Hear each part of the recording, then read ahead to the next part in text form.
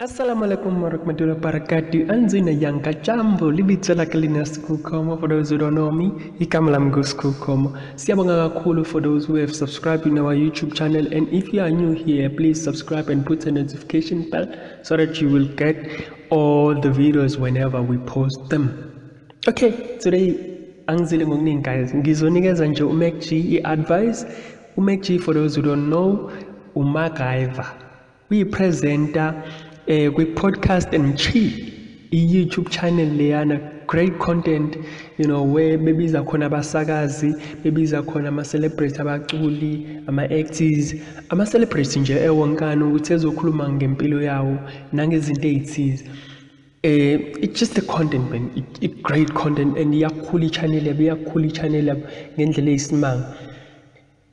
Now singena esikhathini lapho imisakazo nemsakazo kakhulukazi yayo SABC iqeda i-financial year yayo, sizoqala i-financial year entsha, bazofuna abasakazi abasha kushintshwe iy'nhlelo ey'thize.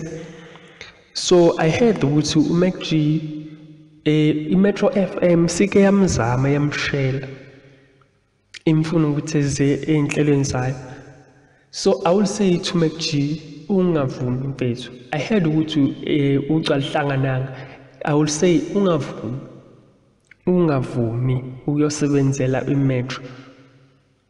Bazokuyuza bekuyuze. You are not uyazazi now. Uyahlupha mfethu, yabo.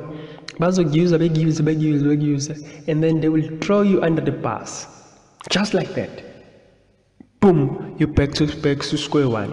So ungavumi. What I will suggest or what I will advise you, ukuthi mfethu at least ngenani kwi-partnership.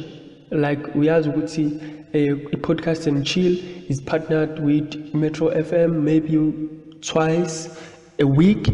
Kube khona uhlelo lenzayo wena ningala kwi-podcast and chill, kunomsakazo ongale kwi-Metro FM, just you chilling and collaborating.